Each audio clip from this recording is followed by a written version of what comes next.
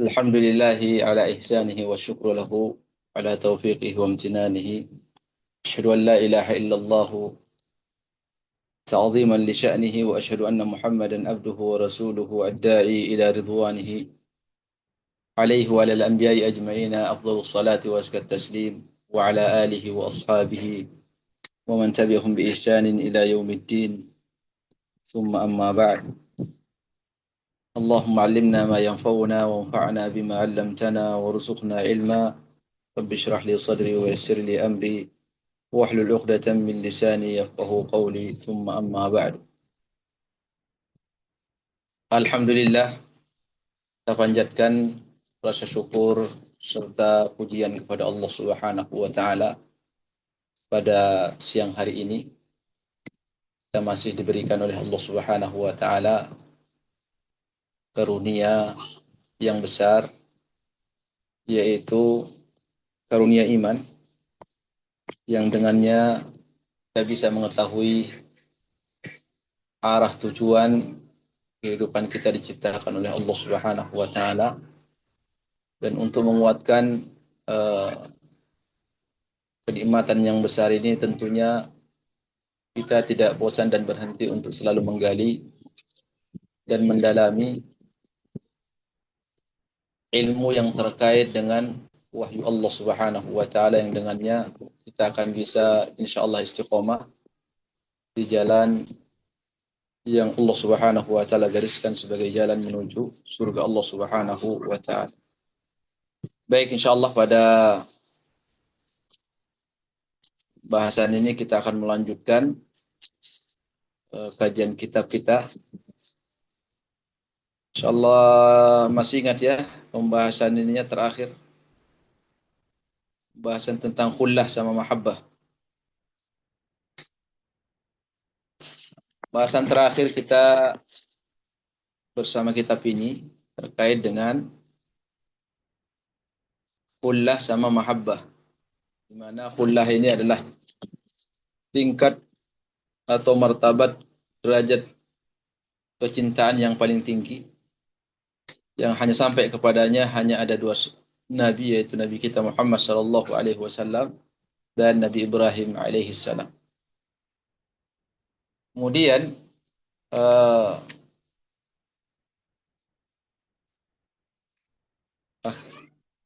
kalau tidak salah terakhir ini wal maksud ya. Mungkin sebelumnya buat kan? Wal maqsudu mana?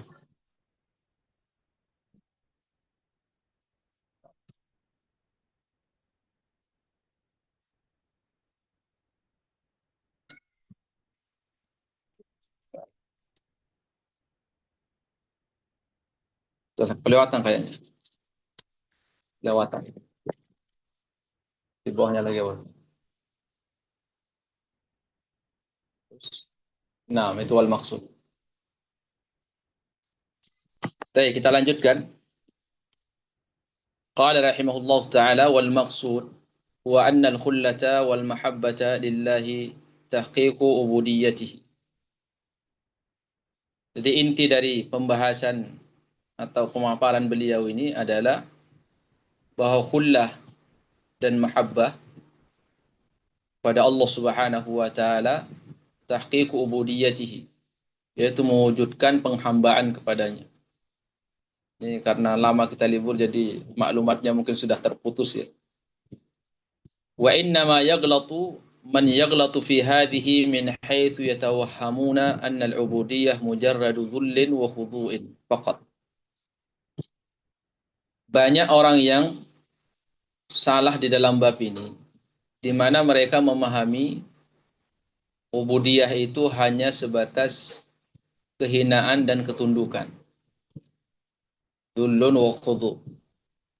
Jadi ibadah itu bukan sekedar khudu' atau dhullun. Bukan sekedar kita ini tunduk dan pasrah serta menghinakan diri kepada Allah Subhanahu wa taala. Yang di dalamnya la mahabbata ma'ahu. Yang di dalamnya tidak ada kecintaan. Jadi ubudiyah itu, penghambaan itu, kata Ibnu Taimiyah, jangan dipahami sekedar tunduk taat kepada perintah Allah tanpa ada rasa cinta untuk melaksanakan perintah itu dan menjauhi larangan itu. Atau sebaliknya, au annal mahabbata fiha inbisatun fil ahwa au idlalun la tahtamiluhu rububiyyah. Atau kebalikannya, kita hanya sekedar ubudiyah itu bukan sekedar kecintaan semata, kecintaan yang sudah melampaui batas, yang di dalamnya tidak ada makna rububiyah sama sekali. Walihada yuzkaru an dhinnun annahum takallamu indahu fi mas'alatil mahabbah. Faqala amsiku an hadhihi al-mas'alah la tasma'uha an-nufusu fatadda'iyaha. Oleh karena itu diceritakan ada seorang ulama namanya Dhunnun. Kenal dengan ini, ulama Mesir. Dia ahli ibadah di zaman itu. Ulama Mesir Dhunnun namanya. Ya, kenalannya dengan ulama Dhunnun. Ketika banyak orang-orang yang menceritakan atau membahas masalah menceritakan atau membahas berbicara masalah mahabbah, tentang kecintaan, apa definisi cinta, maka beliau mengatakan amsiku an hadhil mas'alah. Kalian hentikan pembahasan ini. La tasma'uhan nufusu fatadda'iha. Jangan sampai nanti jiwa kita mendengar tentang definisi mahabbah ini, akhirnya dia mengaku. Maknanya apa? Beliau khawatir ketika di dalam agama ini kita hanya sekedar membahas tentang mahabbah, kecintaan, keindahan Islam gitu ya. Kemudian yang enak-enaknya di dalam Islam. Beliau khawatir, kata beliau, jangan kalian membahas mahabbah seperti ini di sini. Karena khawatir ketika didengar oleh orang, kemudian nanti dia itu mengaku, dia dengan mudah mengatakan saya cinta kepada Allah dengan gampang. Kenapa? Karena hanya fokus kepada mahabbah. Karena fokusnya tadi beliau ingin membahas tentang ubudiyah ya, bahwa ubudiyah itu adalah ketundukan bersama penuh kecintaan, taat, kemudian juga mencintai perbuatan dan amalan saleh yang kita amalkan. Bukan sekedar ketaatan semata tanpa ada cinta, dan juga bukan sebaliknya hanya kecintaan tanpa ada ketundukan. Maka beliau saat itu melarang orang-orang yang membahas masalah definisi cinta, karena ya setiap yang namanya manusia atau jiwa manusia itu senang dengan pembahasan masalah cinta. Kenapa? Karena sesuai dengan fitrah dan gharizah manusia itu sendiri. Yaitu dia tertarik dengan pembahasan apa itu cinta. Tapi ketika terkait dengan ubudiyah, maka kita harus hati-hati karena banyak dalam bab inilah berjatuhan orang-orang sufi yang nanti akan dijelaskan oleh beliau dan sebelumnya juga sudah dijelaskan oleh Ibnu Taimiyah rahimahullah taala. Wa kariha man kariha min ahli al-ma'rifati wal ilmi mujalasata aqwamin yukthiruna al-kalama fil mahabbah bila khasyah. Maka para ulama itu mereka melihat bahwa makruh hukumnya seseorang nimrung ke majlis yang pembahasannya hanya sekedar mahabbah, kecintaan. Sementara di dalamnya tidak ada khasyah, tidak ada rasa takut kepada Allah Subhanahu wa taala. Ini dimakruhkan oleh para ulama rahimahullah. Jika ada sekelompok orang di dalam agama ini yang ketika mereka membahas agama ini hanya sekedar dibahas dari sisi kecintaannya.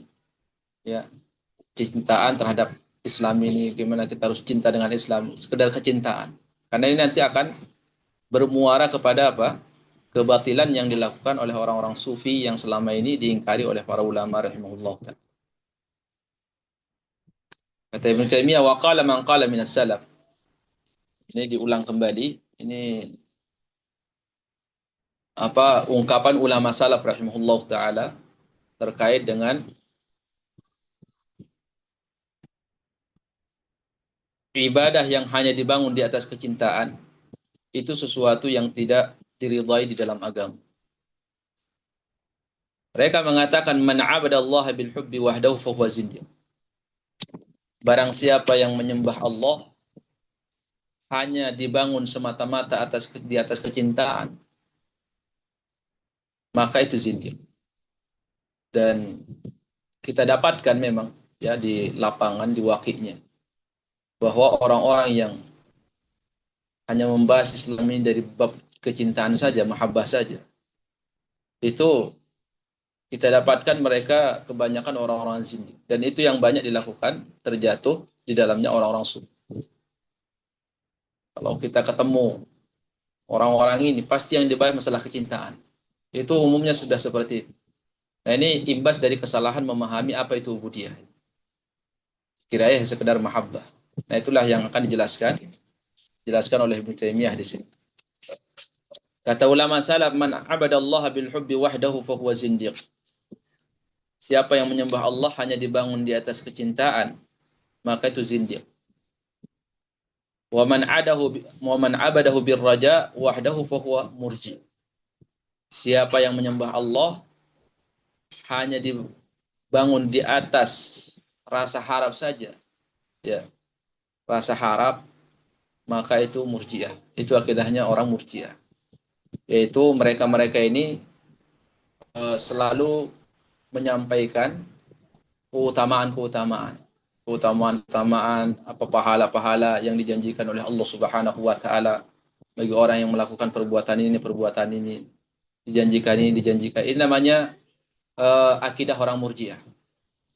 Ya, kata Ibnu Taimiyah, ini akidah orang Murji'ah. Ketika ada orang-orang yang pembahasannya di dalam agama ini hanya menyampaikan dalil-dalil yang terkait dengan keutamaan pahala ganjaran amalan soleh tertentu.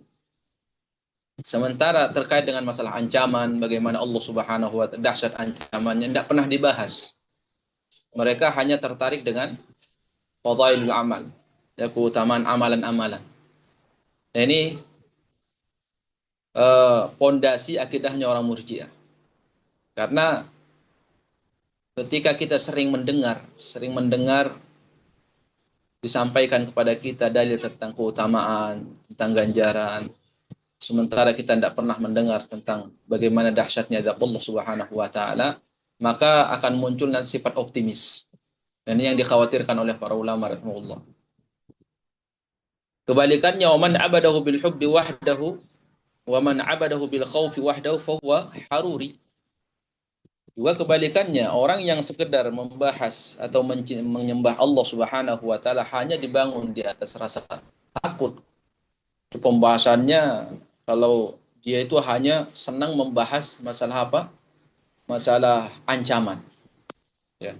Ya, kalau kita ini mendengar ada orang yang pembahasannya itu yang dia bahas dalil-dalil tentang ancaman neraka, bagaimana Allah murka dengan orang pelaku maksiat, kemudian bagaimana Allah menyediakan adab yang pedih bagi mereka yang melakukan perbuatan maksiat ini dan itu. Temanya itu seputar itu terus. Nah, ini lama-kelamaan ini akan jadi khawari. Haruri itu ya sebuah nama yang disematkan kepada orang Khawarij, nama tempat di Kufah di Irak, ya. Namanya Haura. Jadi di situ dulu kumpul orang-orang Khawarij. Sehingga karena itu jadikan markas dulu. Di zaman itu maka orang Khawarij yang punya pemahaman tentang Khawarij itu disebut dengan Haruri. Yaitu makna lainnya adalah Khawarij. Di kesimpulannya, kita ini tidak boleh membahas agama ini dalam Al-Quran. Kita hanya mencari ayat-ayat yang terkait dengan kecintaan, ya. Bagaimana kita mencintai Allah Subhanahu wa taala, cinta dengan surga, cinta dengan amalan saleh. Bukan sekedar itu. Karena itu keliru. Begitu juga kita jangan sekedar mencari dalil-dalil yang terkait dengan yang melakukan amalan ini, pahalanya ini, yang membaca zikir ini, pahalanya sekian.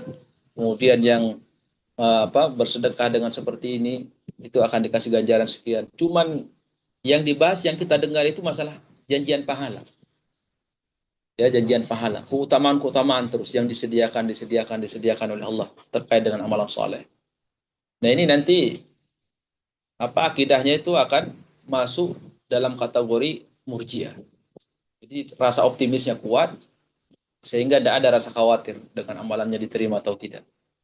Nah, kebalikannya, kalau orang itu hanya mempelajari Islam dari sisi ancaman, terus ancaman Allah, apa sangat pedih adabnya, dahsyat adabnya. Jadi ayat-ayat tentang neraka, ayat-ayat tentang bagaimana huru hara hari kiamat, terus ancaman-ancaman seperti itu. Nanti ujung-ujungnya akan pesimis. Dia akan pesimis. Dan Al-Quran itu lengkap semua. Kita disuruh cinta, ayat tentang mencintai, kemudian ayat tentang harap ada, ayat tentang khauf, rasa takut itu ada, kekhawatiran ada, semuanya lengkap. Nah, sebagaimana Allah Subhanahu wa taala menurunkannya secara lengkap, maka kita juga pelajari secara lengkap. Ya. Kita beribadah kepada Allah di atas cinta, di atas rasa harap dan rasa takut. Wa man 'abadahu bil hubbi wal khaufi war raja fa huwa mu'minun muwahhid. Jadi ringkasnya seperti ini. Orang beriman itu adalah orang yang beribadah kepada Allah Subhanahu wa taala, dibangun di atas kecintaan, kecintaan yang tidak berlebih-lebihan, dalam arti dia tidak mau nengok tentang rasa takut, ayat tentang apa harap, tidak, dia tengok juga. Kemudian di atas khauf dan rasa harap. Walihada wujida fil mustakhirina man imbasata fi da'wal muhabbah. Nah, karena kesalahan memahami definisi ubudiyah, penghambaan kepada Allah Subhanahu wa taala, Ibnu Taimiyah mengkritik bahwa di zaman akhir-akhir ini, tentunya dia bicara membahas masalah zamannya yang dia tahu saat itu di zamannya, didapatkan di zaman-zaman kekinian, kata Ibnu Taimiyah, man basata fi da'wal muhabbah, yaitu orang yang pembahasannya itu melebar melulu terkait dengan kecintaan saja. Jadi di dalam Islam ini yang dia bahas tentang kecintaan. Ya, kecintaan terhadap Allah, cinta sama Rasul, cinta sama Islam, cinta sama amalan soleh, sekedar cinta. Ya, sekedar kecintaan. Hatta akhrajahu dzalika ila naw'in min ar-ru'unati wad-da'wah. Sehingga pembahasannya itu, ilmu yang mereka pelajari membawa mereka, mengantar mereka kepada apa? Kepada bentuk pelecehan. Ya, terhadap bentuk sekedar pengakuan dan ar-ru'unah. Ar-ru'unah ini kejahilan. Ya, karena pembahasannya masalah cinta-cinta terus. Akhirnya apa? Akhirnya mereka mudah mengaku cinta. Mudah mengaku cinta kepada Allah, mudah mengaku cinta kepada Nabi, mudah mengaku cinta kepada Islam. Kenapa? Karena pembahasannya cuma masalah cinta. Cinta, cinta, cinta terus. Allati tunafil ubudiyah. Dan ilmu mereka itu akhirnya apa? Menafikan makna ubudiyah yang sebenarnya. Wa tudkhilul 'abda fi naw'in min ar-rububiyyah allati la tasluh illa lillah. Sehingga memasukkan seorang hamba dalam ranah apa? Ranah rububiyah. Yang di mana ranah itu hanya milik Allah Subhanahu wa taala. Ranah itu hanya milik Allah Subhanahu wa taala. Wa yad'i ahaduhum, ini yang dimaksud oleh Ibnu Taimiyah ini nanti seperti apa contohnya dia akan dibawakan. Ya, ranah rububiyah disebabkan karena kecintaan itu apa saja? Apa contohnya? Wa yad'i ahaduhum da'wat tatajawazu hududal anbiya'i wal mursalin. Aw yatlubuna min Allah ma la yasluhu bi kulli wajhin illa lillah. La yasluhu lil anbiya wal mursalin.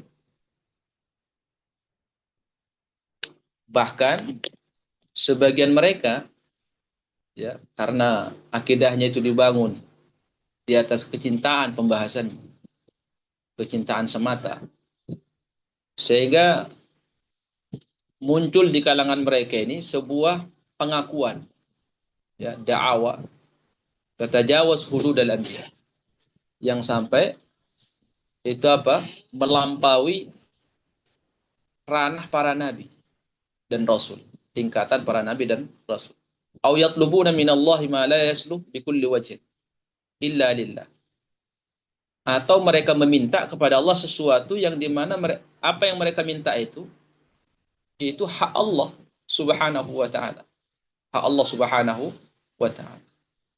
Dan ini pembahasan ini banyak kita dapatkan di mereka orang-orang sufi, ya.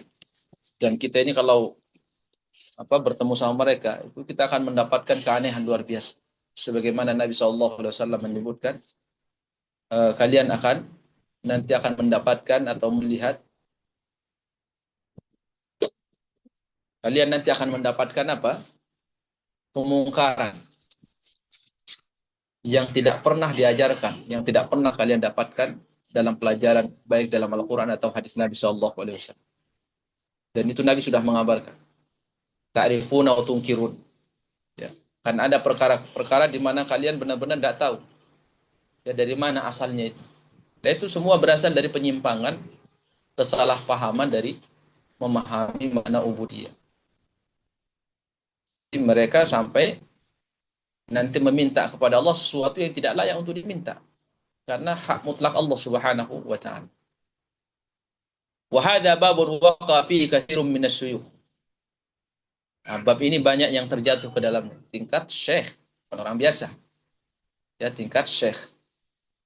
Lihat bagaimana setan kelihayannya menjerumuskan seseorang. Bukan sekedar orang awam. Hanya orang alim, tidak ada yang merasa aman, selamat dari bisikan syaitan.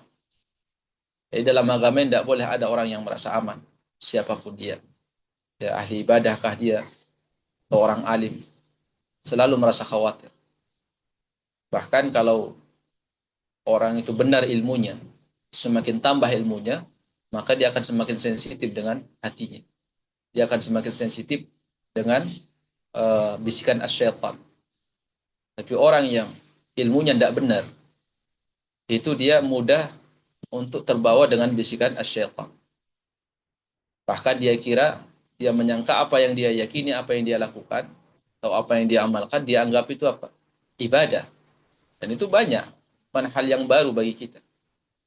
Bukan hal yang baru. Wa hadza babun waqa fihi katsirun minasyuyukh. Ini bab banyak masyayikh ya terjatuh ke dalam. Wasababuhu dha'fu tahqiqil ubudiyah allati bayyanatha ar-rusulu wa harraraha al-amru wan nahyu alladhi ja'u bihi. Apa penyebab mereka ini banyak terjatuh ke dalamnya? Kata Ibnu Taimiyah rahimahullah, ini berdasarkan penelitian beliau.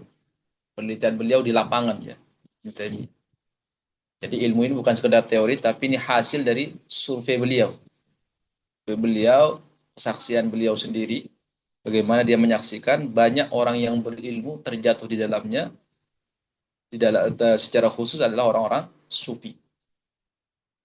Penyebabnya, kata beliau, dha'fu tahqiqil ubudiyah. Lemahnya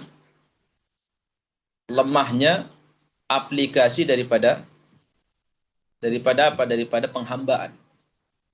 Jadi mereka ini di dalam menyembah Allah Subhanahu wa taala itu tidak sempurna, atau aplikasi pengamalan ubudiyah, penghambaan kepada Allah itu salah. Jadi lemah. Masih banyak yang ditinggalkan. Allati bayyanatha ar-rusul. Yang dijelaskan oleh para rasul. Wa harraraha al-amru wan nahyu alladhi ja'u bih. Yang di mana lemahnya ubudiyah ini banyak terkait dengan perintah sama larangan. Banyak terkait dengan perintah sama larangan. Inilah buah daripada orang yang hanya membahas Islam ini dari sisi kecintaan saja. Dari sisi kecintaan kepada Allah, kecintaan kepada Rasul, bagaimana cinta dengan Islam ini, cuman ranah itu saja. Sementara dia tidak pernah atau jarang membahas masalah perintah sama larangan. Sehingga itulah yang membuat mereka banyak terjatuh ke dalam bab ini jadi orang zindiq. Karena hanya senang sama agama ini. Masya Allah, kita ini kalau ketemu mereka, ya, orang-orang sufi itu, akhlaknya luar biasa. Bagaimana kita senang sama kaum muslimin semuanya, ya, tanpa terkecuali Islam ini. Masya Allah, luar biasa. Tapi ternyata di balik itu, bagi orang yang tidak paham mungkin akan tertarik, terpana dengan pembahasan mereka. Tapi perlu kita tahu bahwa di balik itu adalah bisikan setan yang sangat besar.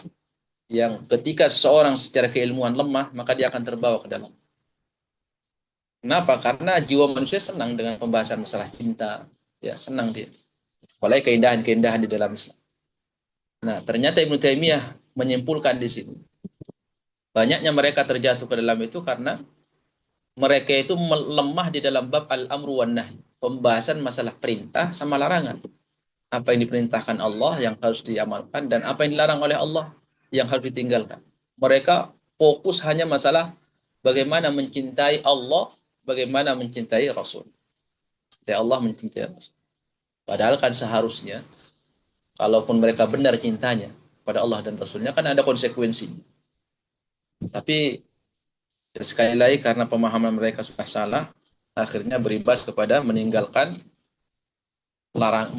perintah sama terjatuh dalam larangan. Bal dha'ufa al-aqlu alladhi bihi ya'rifu al-'abdu haqiqatahu. Subhanallah ya. Ketika seseorang yang sudah salah pemahamannya. Ini a'adanallah wa iyyakum. Subhanallah. Ini yang membuat kita banyak optimis ya. Sebagai seorang muslim itu harus banyak optimis. Ternyata apa? Ternyata Ibnu Taimiyah di sini mengatakan orang kalau sudah sesat pemahaman, secerdas apapun dia, ya secerdas apapun dia, itu lemah akalnya untuk memahami sebuah kebenaran. Ya, lemah akalnya untuk memahami sebuah kebenaran. Bal dha'fal aqlu alladhi bihi ya'riful abdu haqiqatahu. Yang dimana beliau mengatakan ketika seorang sudah salah paham, pemahamannya keliru dalam agama, terkhusus bab memahami tentang penghambaan kepada Allah, maka melemah pula IQ mereka, akal mereka memahami kebenaran. Apa hakikat daripada ubudiyah itu sendiri. Wa idza dha'afa al-aqlu wa qalla al-ilmu bid-din wa fi an-nafsi mahabbatun inbasatat an-nafsu bihumqiha fi dzalika. Kalau seseorang lemah sudah akalnya memahami sebuah kebenaran, kemudian keilmuannya tentang agama ini akan mulai berkurang karena sudah melemah.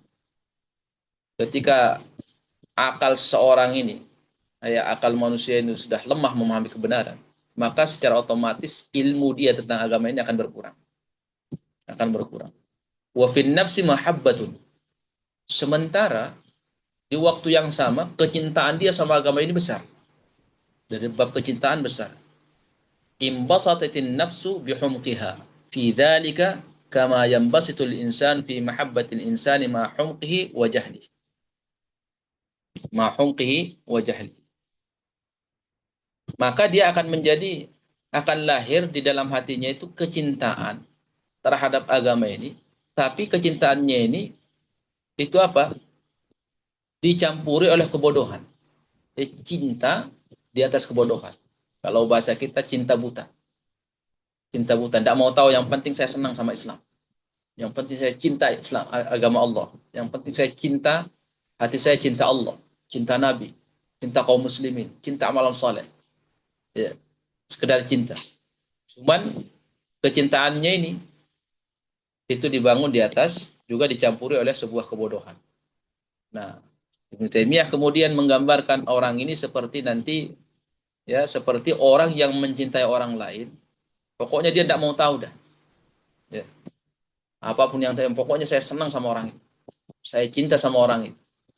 Kecintaannya itu tidak bisa apa kalau dilihat sama orang. Cintaan membabi buta. Cinta buta ya. Cinta buta tidak terarah.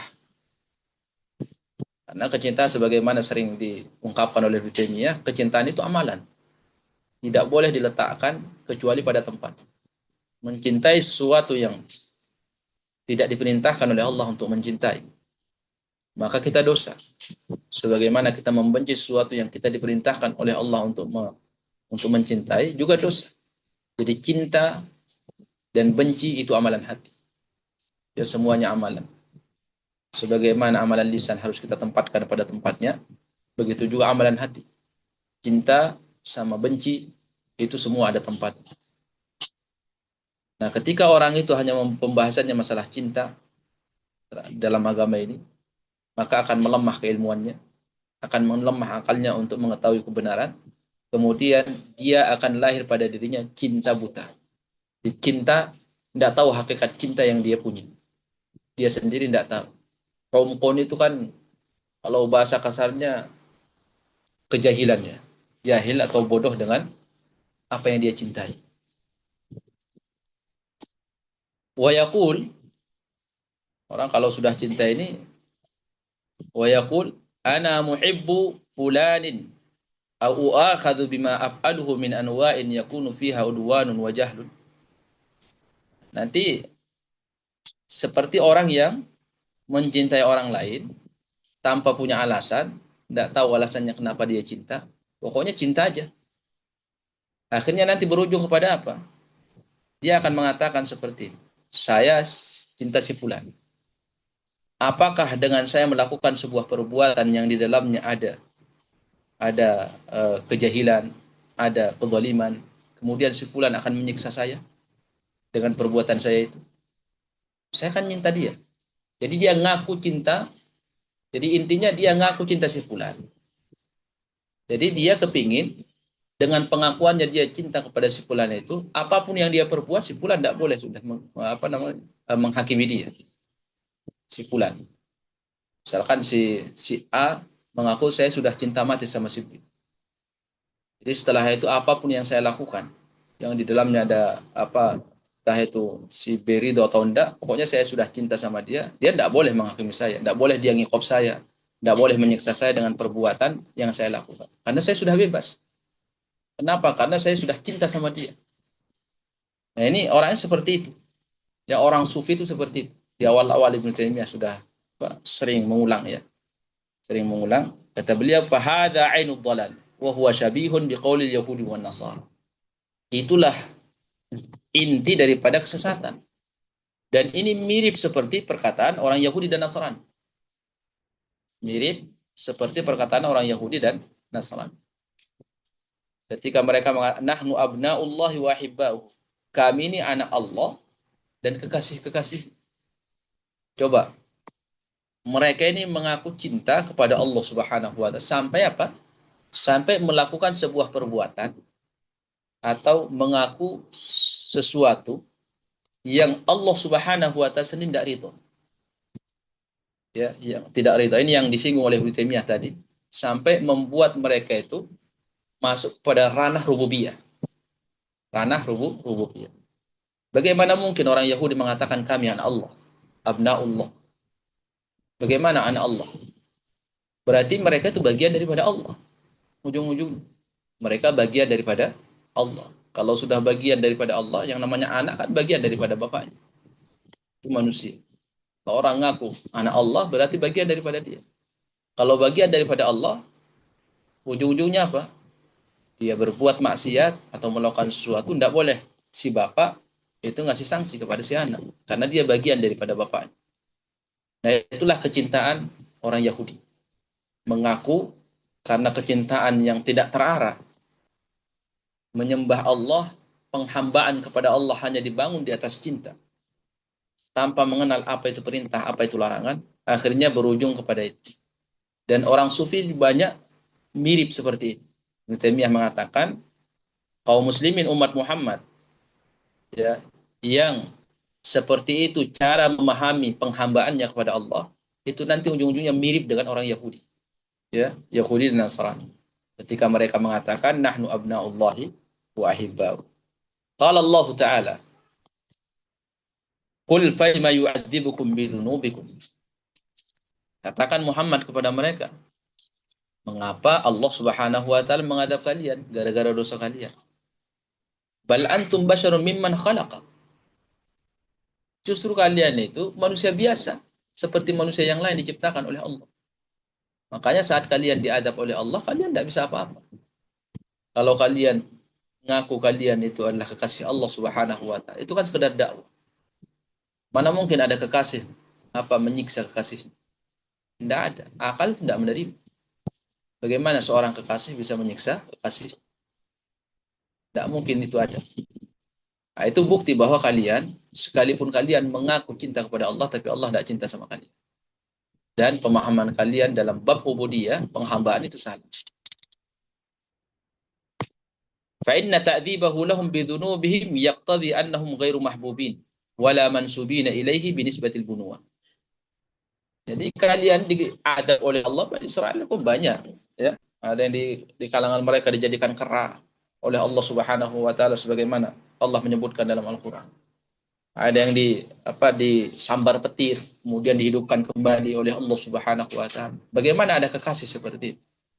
Ini kan bukti yang kuat, yang nyata bahwa pengakuan mereka cinta kepada Allah, ternyata Allah tidak cinta sama mereka. Bal yaqtadi annahum marbubuna makhluqun. Justru itu ketika mereka diadab oleh Allah, bukti kuat bahwa mereka bukan bagian dari Allah, bukan anak Allah. Mereka tetap seperti manusia biasa, marbubun, ya, di bawah kehendak dan di bawah pengaturan Allah. Makhluk biasa mereka. Cuman mereka sekedar ngaku. Pengakuan ini yang bahaya. Ibnu Qayyim rahimahullah taala mengatakan, di antara eh, di antara asap yang tebal yang bisa menutupi kebenaran dari hati seorang, pengakuan. Seorang kalau sudah ngaku-ngaku, itu susah untuk mendapat kebenaran. Orang ngaku. Ya sama seperti kita ngaku punya orang lain, bukan milik kita. Ngaku. Merasa itu punya kita. Itu sulit untuk mengetahui siapa pemiliknya. Karena dia ngaku. Karena dia merasa. Orang kalau sudah mengaku kasih Allah, tidak ada rasa takut. Apakah benar dia kasih Allah? Sekedar ngaku-ngaku terus. Itu asap tebal. Ya, awan yang tebal menutupi basirah hatinya untuk melihat kebenaran. Kalau sudah mengaku. Makanya di dalam Al-Quran, Allah Subhanahu wa taala menceritakan kisah Adam. Adam ketika terjatuh dalam perbuatan dosa, langsung ngaku dia. Apa namanya? Dia mengakui. Dia mengakui dia salah. Pengakuan. Ya, dia mengakui sadar kalau dia terjatuh dalam perbuatan dosa. Itu tingkat pertama. Tapi kalau dia ngaku tidak berbuat apa-apa, itu asap tebal. Itulah orang Yahudi dan itulah yang terjadi pada diri orang sufi kebanyakan. Faman kana Allahu yuhibbuhu ista'malahu fima yuhibbuhu mahbubuhu. Faman kana Allahu yuhibbuhu ista'malahu fima yuhibbuhu mahbubuhu. Barang siapa yang dicintai oleh Allah, Allah akan menyibukkan dia dengan sesuatu yang dicintainya. Ya, tanda Allah dicinta sama kita bukan pengakuan kita. Kata Ibnu Taimiyah, "Faman kana Allahu yuhibbuhu ista'malahu fima yuhibbuhu mahbubu."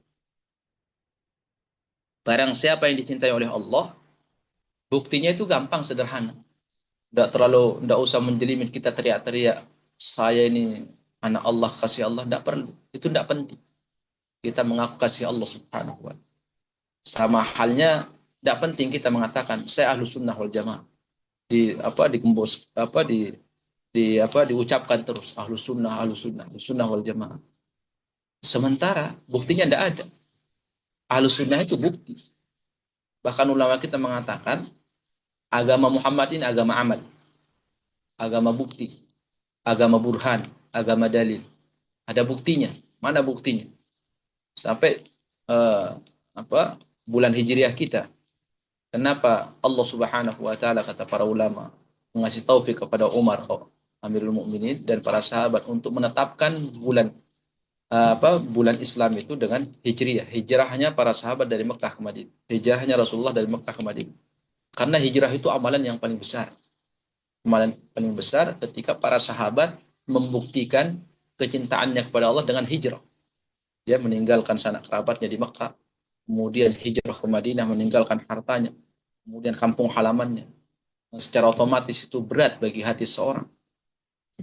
Sehingga ketika mereka itu beramal dengan hijrah itu, dijadikanlah itu sebagai apa? Sebagai nama untuk bulan Hijriah. Bulan Hijriah untuk mengingatkan kita semua bahwa agama kita ini bukan agama dongeng, bukan agama ngaku-ngaku, tapi agama bukti, agama amal.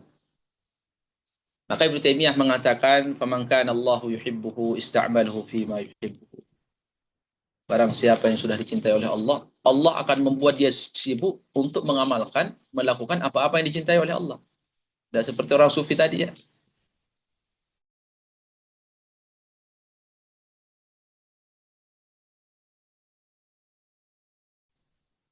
La yaf'alu ma yubghituhul haqqu wa yaskhatuhu. Dan tidak mungkin orang yang dicintai Allah itu melakukan sesuatu yang dimurkai oleh Allah atau membuat Allah itu murka. Kenapa? Karena Allah sudah mencintai dia. Tidak mungkin dia disibukkan oleh Allah untuk melakukan kekufuran, kefasikan, kemaksiatan. Tidak mungkin. Wa man fa'ala al-kaba'ir wa asarra 'alaiha wa lam yatub minha fa inna Allah yubghidhu minhu. Dan tidak mungkin ya, dan orang yang melakukan perbuatan dosa besar kemudian tidak taubat-taubat, maka Allah Subhanahu wa taala akan murka kepada hamba tersebut. Dan tidak ada itu. Tidak ada di dalam sejarahnya Allah mencintai seorang. Ya. Uh, Orang yang dipilih oleh Allah kemudian sampai wafat tidak taubat dari perbuatan dosa besar. Yusir itu tidak ada. Kecuali orang-orang yang orang muslim biasa. Tapi kalau dia sudah orang yang dicintai oleh Allah Subhanahu wa taala, tidak ada. Kama yuhibbu minhu ma yaf'aluhu minal khair. Kama yuhibbu minhu ma yaf'aluhu minal khair. Idh hubbuhu lil 'abdi bihasabi imanihi wa taqwahu.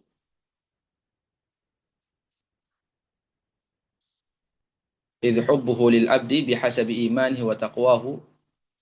Karena cinta Allah kepada seorang hamba ya sebagaimana kaidah yang kita tahu, Allah cintanya kepada kita sesuai dengan keimanan kita kadarnya. Kalau iman kita ini rendah ya cinta Allah kepada kita juga tipis. Kalau kita semakin ibadah kita, iman kita semakin naik, maka cinta Allah juga kepada kita semakin besar.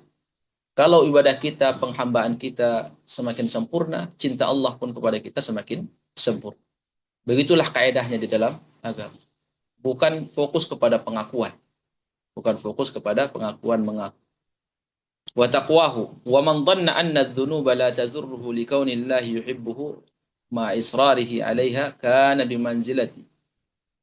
Ini sekali lagi beliau Ibnu Taimiyah menyinggung ya kalau di zamannya sufi ya atau siapapun lah yang mengamalkan itu kita tidak perlu, tidak penting itu apa namanya. Yang penting siapapun yang terjatuh ke dalamnya dia termasuk dia di dalam. Dan barang siapa yang mengaku bahwa dosanya tidak lagi berpengaruh kepada imannya karena dia sudah mengaku cinta kepada Allah. Kan begitu pembahasannya di awal-awal. Di awal-awal bahwa ada sebagian mereka kata Ibnu Taimiyah ketika merasa sudah sampai kepada tingkat wali, maka mereka berkeyakinan bahwa apapun yang mereka lakukan setelah itu sudah seperti apa? Seperti orang yang kebaikannya seperti lautan. Apapun yang kita buang ke lautan, kotoran apapun akan hanyut. Nah, seperti itulah mereka membandingkan, membuat sebuah perumpamaan. Seorang wali yang menurut mereka wali, yaitu kalau sudah sampai kepada level wali, kalaupun dia tidak sholat, tidak puasa, dosa-dosa ini akan hanyut. Dia akan hanyut. Hanyut di mana? Di lautan kewalian mereka. Menurut prasangka mereka. Maka beliau mengatakan, barang siapa yang mengaku bahwa dosa tidak berpengaruh lagi, tidak membahayakan lagi kepada dia, pada imannya, disebabkan karena menurut dia Allah sudah mencintai dia, sehingga apa? Sehingga dia banyak melakukan perbuatan maksiat, dia taubat-taubat, karena pemahaman seperti itu. Kana bimanzilati man za'ama anna tanawula summi la yadurruhu ma'a mudawamatihi alaihi wa adami tadawihi minhu bisihhati mizajihi. Ini sama halnya seperti orang yang menelan racun. Sama seperti orang yang menelan racun. Man za'ama anna tanawula summi la yadurruhu ma'a mudawamatihi alaihi. Ini sama halnya dengan orang yang menelan racun dengan beranggapan racun itu tidak akan membahayakan dia. Dan dia tidak tobat-tobat dari tidak berhenti dari minum racun itu. Dan dia tidak mengobati dirinya dari racun itu. Sama seperti itu. Jadi racun yang kita anggap ini berbahaya kalau kita telan, kalau kita minum. Ini ada orang yang sudah rusak pemahamannya. Ketika dia mengatakan racun ini tidak berbahaya bagi saya. Akhirnya dia minum terus, dia minum, dia minum. Seperti itulah perumpamaan orang yang mengaku karena saya sudah sampai kepada tingkat kewalian. Maka maksiat apapun, kemungkaran apapun yang saya lakukan, itu sudah tidak akan membahayakan saya. Kenapa? Karena kebaikan saya, ya, kewalian saya ini sudah seperti air laut. Kalau air laut, sampah, kotoran yang masuk ke dalamnya, yang dibuang ke laut, itu akan hanyut. Seperti itulah kami. Wal'iyadzubillah. Walau tadabbar al-ahmaqu ma qassallahu fi kitabihi min qisasi anbiya'ihi. Andaikan orang-orang bodoh ini, kata Ibnu Taimiyah, yang mentadabburi kisah-kisah para nabi di dalam kitabnya. Wa ma jara lahum min at-taubati wal istighfar. Dan bagaimana Allah menceritakan taubatnya dan istighfarnya para nabi. Wa ma usibu bihi min anwa'il bala. Kemudian musibah yang Allah timpakan kepada mereka. Alladzi fihi tamhisun lahum. Yang itu sebagai bentuk apa? Bentuk at-tamhis. Sebagai bentuk pilihan. Sebagai bentuk penyaringan dari Allah Subhanahu wa taala lahum. Wa tathhirun, dan sebagai bentuk penyuci bagi mereka bihasabi ahwalim, sesuai dengan kondisi mereka. Alima ba'dha dharadz dzunubi bi ashabiha. Maka orang-orang bodoh ini akan tahu betapa besarnya pengaruh dosa terhadap pribadi seorang hamba. Di para nabi dikisahkan oleh Allah, para nabi dengan umatnya ketika terjatuh ke dalam perbuatan maksiat, itu langsung dikasih oleh Allah Subhanahu wa taala musibah. Sebagai bentuk apa? Sebagai bentuk tamhis, tathhir, untuk menghilangkan dosa mereka. Dan Allah Subhanahu wa taala dalam Al-Qur'an menyebutkan wa man ya'mal su'an yujzabi. Siapapun yang melakukan maksiat pasti dibalas oleh Allah. Entah di dunia atau di akhirat. Ini kaidah Ahlussunnah bahwa dosa itu berpengaruh kepada diri seorang muslim di dunia atau di akhirat. Dan lebih parahnya itu di akhirat. Lebih parahnya di akhirat. Siapapun yang melakukan perbuatan maksiat, kata Allah, pasti dibalas. Pasti dibalas. Para nabi seperti kita lihat contoh misalkan ketika Rasulullah Sallallahu Alaihi Wasallam dikabarkan oleh Allah waktu itu di Madinah tentang malam Lailatul Qadar jatuh pada malam kesekian. Dikabarkan kepada Nabi. Nabi dikasih tahu oleh Allah Subhanahu Wa Taala. Akhirnya Nabi keluar menemui sahabat, keluar dari masjid menemui sahabat, keluar dari rumahnya menemui sahabat untuk menyampaikan bahwa malam Lailatul Qadar di tahun ini jatuh pada hari sekian. Begitu Nabi mau menyampaikan kepada para sahabat, Nabi mendapatkan 2 sahabat yang tengkar di depan masjid. 2 sahabat yang tengkar. Akhirnya Nabi dibikin lupa tentang malam Lailatul Qadar di tahun itu. Akhirnya Rasulullah mengabarkan kepada para sahabat, saya tadi sudah dikasih tahu oleh Allah tentang malam Lailatul Qadar jatuh pada malam keberapa tahun ini. Begitu saya mau menyampaikan kepada kalian, saya mendapatkan 2 sahabat yang tengkar di pintu masjid. Akhirnya Allah membuat saya lupa. Pengaruh apa itu? Pengaruh maksiat yang dilakukan oleh orang lain. Pengaruh juga kepada orang lain. Jadi bukan sekedar pengaruh kepada pelaku dosa, tapi ada imbasnya juga pada orang di sekitar. Seperti ini, 2 sahabat yang tengkar melakukan dosa. Akhirnya semua sahabat kena imbasnya. Apa imbasnya? Mereka tidak tahu tahun itu jatuh malam keberapa malam Lailatul Qadar. Karena Nabi sudah dibikin lupa disebabkan dosa yang dilakukan oleh 2 sahabat. Makanya kaidah di dalam kaidah Ahlussunnah wal Jamaah bahwa dosa itu berpengaruh kepada pelakunya, juga bukan sekedar kepada pelakunya, sampai kepada orang di sekitarnya, orang lain. Juga itu berpengaruh dosa itu.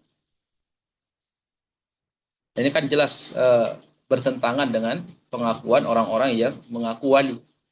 Kalau sudah sampai wali, dosa apapun yang dilakukan itu sudah hanyut, secara otomatis terhapus. Sementara para nabi tidak ada yang punya pemahaman seperti itu. Alima ba'da dharari dhunubi ashabiha walau kana arfa'an nasi maqaman. Jadi kalau dia mau baca kisah para nabi, bagaimana Allah menegur para nabi ketika ada keliruan, ya, maka dia akan tahu bahwa dosa itu mempengaruhi pelakunya sekalipun tingkatannya itu tinggi. Ya, tingkat ibadahnya tinggi, sekali dia berbuat dosa ada pengaruh.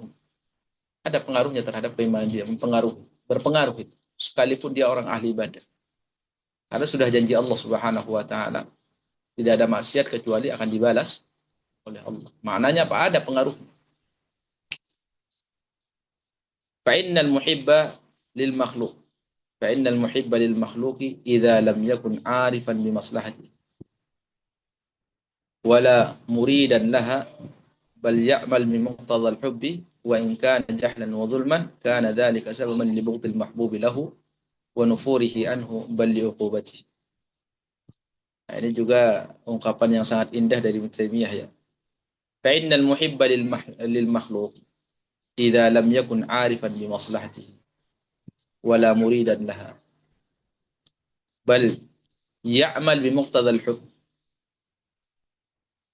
wa in kana jahlan wa dhulman kana dhalika sababan li bughdil mahbub. Karena seseorang di dunia ini, seorang di dunia ini, kalau orang itu mencintai satu makhluk, kemudian kecintaannya itu dia tidak tahu ya kemaslahatan apa atau perbuatan apa yang harus dia lakukan untuk menjaga keutuhan cintanya terhadap makhluk tersebut. Wala muridan laha. Dan apa yang diinginkan oleh makhluk yang dia cintai.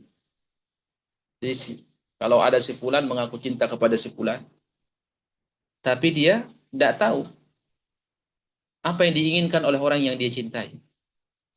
Dia hanya melakukan sebuah perbuatan sesuai dengan cinta yang dia punya, tanpa dia melihat apa yang diinginkan oleh orang yang dia cintai. Sehingga dia berbuat, melakukan sesuatu yang dia anggap itu akan meningkatkan kecintaan dia.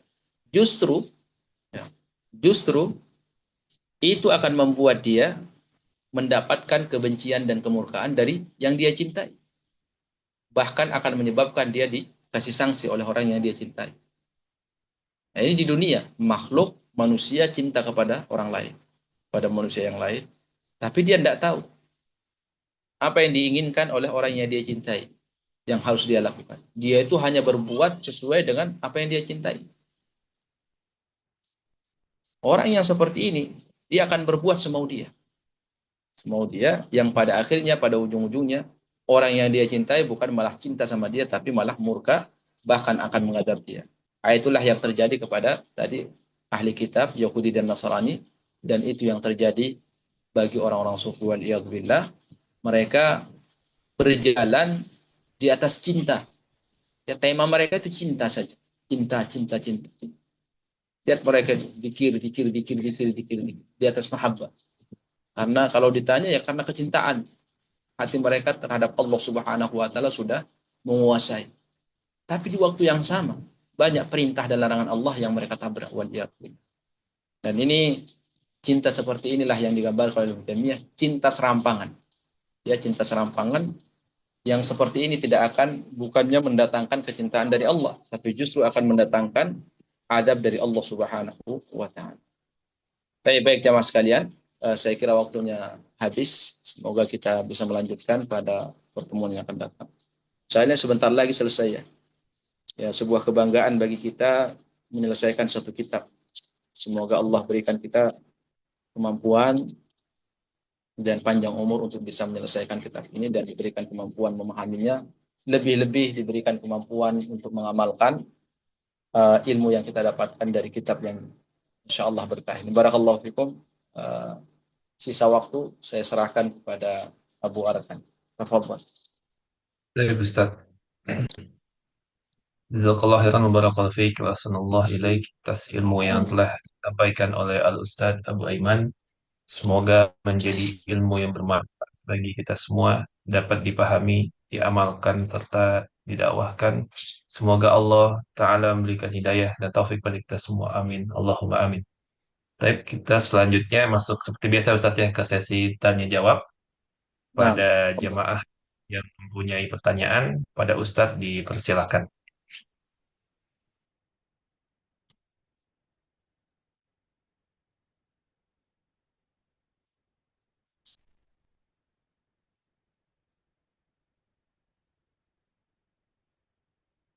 silahkan jemaah sekalian. Saya bertanya ya Ustaz. Assalamualaikum Waalaikumsalam warahmatullahi wabarakatuh. Ustaz. Insyaallah ya. Eh, Ternyata doanya Sayyidul Istighfar itu kalau dengan penjelasannya Ustaz itu sangat berkait ya Ustaz. Nah, Artinya kan Sayyidul Istighfar itu kan meminta kita menjadi seorang hamba yang mengetahui badan kita berlindung dari perbuatan dosa yang kita lakukan itu kan berakibat gitu loh Ustaz. Nah, tadi kan iya. Ustaz menyampaikan gini, kecintaan itu bukan merupakan suatu pengakuan-pengakuan, tapi bisa kita lihat pada diri kita rasakan bahwa sejauh mana Allah memberikan kita kemudahan untuk mentaatinya. Begitu Kak Ustaz? Ya, tadi sempat putus Bu Meti, baru muncul lagi suaranya. Ya, saya agak rada menggema di suaranya. Saya iya. Yang masih ini. Apa Ustaz? Artinya begini, kecintaan itu kan bukan suatu pengakuan, gitu kan Ustaz? Betul. Tetapi bisa kita rasakan dalam arti kata kepada diri kita pada saat kita diberikan Allah kemudahan untuk melakukan ketaatan kepadanya, itu merupakan indikasi bagi diri bahwa itulah bentuk kecintaan Allah Ta'ala. Tidak mungkin seseorang disebut cinta kepada Allah padahal dia tidak melaksanakan yang Allah cintai, gitu ya. Begitu ya Ustaz, merasakan melakukannya. Artinya buat diri ukuran kita bukan sekarang saya cinta Allah, saya cinta Allah. Dulu saya sempat bertanya, bagaimana sih bagian dari aplikasi surat Ali Imran 31 itu cinta kepada Allah yang saya rasakan Allah itu baik. Bagaimana nih aplikasikannya? Ternyata kan tadi Ustadz menjelaskan lagi bahwa bentuk kecintaan itu adalah sesuatu yang betul-betul yang melakukan apa-apa yang Allah redoi, yang Allah cintai, gitu kan Ustaz? Kemaksiatan itu kan menjauhkan kita dari ketaat. Pada gini, bisa gak Ustaz? Pada saat kita males gitu, futur, atau berat sekali melakukan ketaatan kebaikan yang Allah cintai, yang Allah sukai. Itu bentuk dari banyaknya dosa pada diri kita. Itu ya Ustaz. Iya, tapi perlu digarisbawahi di dalam beramal itu juga ada namanya sifat bosan. Dan itu bukan hal yang tercela di dalam agama karena Nabi juga menegaskan sebagaimana hadis yang diriwayatkan oleh Imam Ahmad rahimahullah, Rasulullah inna likulli syarratin fatratun wa likulli inna likulli syarratin fatratun faman kana fatratuhu ala sunnati naja wa man kana fatratuhu li ghairi dzalika halak. Jadi setiap masa semangat beramal itu ada saat-saatnya orang putus. Ya malas gitu. Malas. Nah, saat malas itulah akan menentukan nasib kita. Kalau orang selamat, jadi orang selamat itu saat dia malas, dia tidak gunakan malas itu untuk bermaksiat kepada Allah. Tapi orang yang celaka adalah orang yang saat malas dia bermaksiat kepada Allah Subhanahu wa Ta'ala. Jadi sifat futur itu ada dalam beramal. Cuman ulama kita mengatakan bahwa di dalam Al-Quran itu hanya ada dua saja di dunia ini. Ya. Liman syaa minkum ayyataqaddam aw yata'akhkhar. Bagi kalian yang mau maju melangkah ke depan atau mundur ke belakang. Jadi kita ini bergerak di dunia ini, aktivitas kita entah membuat kita maju menuju Allah atau membuat kita mundur. Tidak ada yang di tengah-tengah itu, tidak ada. Tidak ada yang diam. Jadi tidak ada kelompok yang ketiga. Kata Allah, imma taqaddam, imma ta'akhkhar. Entah kamu maju atau kamu mundur. Jadi tidak ada orang yang berhenti. Kenapa? Karena waktu itu berjalan. Sekalipun kita berhenti merasa tidak berbuat dosa, tidak ini juga tetap itu waktu berjalan. Waktu saat berjalan tidak ada malam soleh berarti itu hakikatnya kita mundur.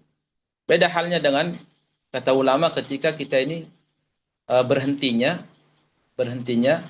untuk apa? Untuk mengumpulkan kekuatan. Mengumpulkan kekuatan kembali, kita pacu lagi jiwa kita. Nah ini bukan termasuk orang mundur. Ini termasuk orang yang terus melaju. Terus maju. Tapi orang yang mundur itu adalah orang yang saat dia futur, kemudian dia dia ikuti kefuturannya sampai dia jauh dari Allah Subhanahu wa taala. Yaitulah yang disebutkan oleh Nabi tadi, yaitu orang yang saat futur dia bermaksiat kepada Allah Subhanahu wa taala. Tapi kalau kita ya capek beribadah, kemudian istirahat sebentar, niatnya untuk apa? Untuk memacu jiwa kita kembali, maka itu tidak ada masalah.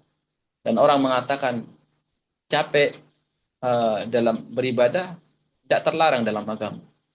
Hanya ulama rahimahullah taala mengatakan beristidlal berdalil dengan kisah Nabi Musa alaihissalam ketika Allah Subhanahu wa taala merintahkan Musa untuk ketemu Khidir di dalam surah Al-Kahfi. Laqad falamma jawaza qala laqad massana fi safarina hadha nasaba. Sungguh kata Musa alaihissalam kepada Yusha ibn Nun, sungguh safar kita ini membuat kita capek. Kita ini capek. Kata ulama rahimahullah, siapa yang merintahkan mereka safar?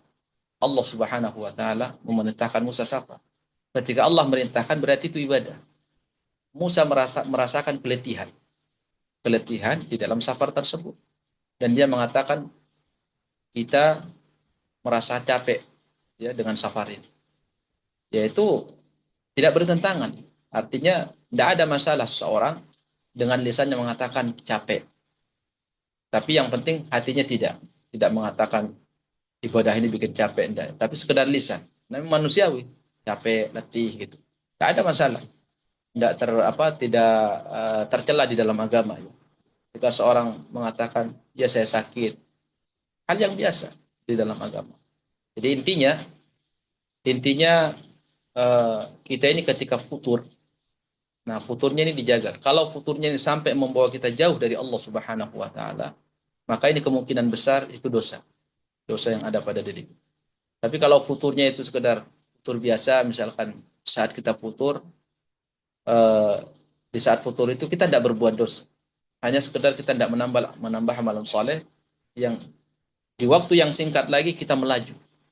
Nah, ini termasuk orang yang maju menurut Al-Quran.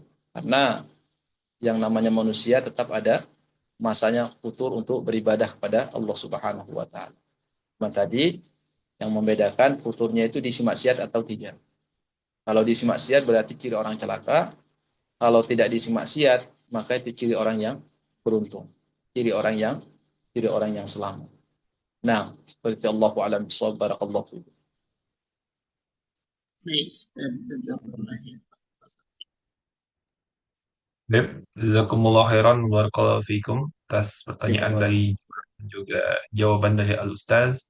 Selanjutnya kita masih ada waktu, dipersilakan kembali untuk jamaah yang ingin bertanya.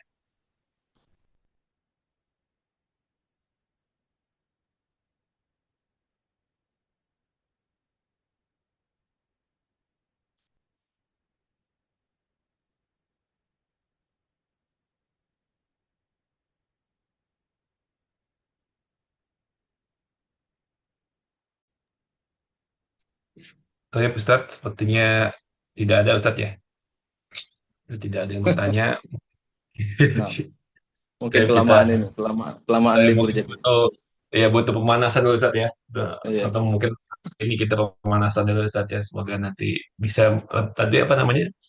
Libur ini berarti sebagai itu Ustaz ya. Apa namanya? Sebagai untuk memacu Ya, kembali Ustaz berarti ya. memacu kembali Semangat kuda jiwa kembali Ustaz. kita. Insya Allah Masya Allah. Baik. bukan futur karena dosa, tapi futur karena untuk mempersiapkan kekuatan. Allahumma amin. Amin. Amin, Baik amin. Ustaz. Kita akhiri dulu kajian ini Ustaz. Sebelum kajian diakhiri, Anda mewakili jemaah mengucapkan jazakallahu khairan wa barakallahu fiik wa ahsanallahu ilaik atas kekurangan waktu Ustaz, ilmu, faedah dan nasihat yang telah disampaikan. Amin Semoga amin wa iyyakum barakallahu. keluarga dan juga kita semua selalu berada dalam lindungan Allah Subhanahu wa taala. Allahumma amin. Kita Amin. tutup majelis ini dengan doa kafaratul majelis. Subhanakallahumma wa Subhanallahumma bihamdika wa asyhadu bihamdika asyhadu an la ilaha illa anta an la astaghfiruka. ilaha illa anta. Wassalamualaikum warahmatullahi wabarakatuh. Waalaikumsalam Waalaikumsalam. warahmatullahi wabarakatuh. Barakallahu fikum. Jemaah sekalian, semoga Allah Baik. memberikan keistiqomahan selalu. Allahumma Amin. amin. Barakallah.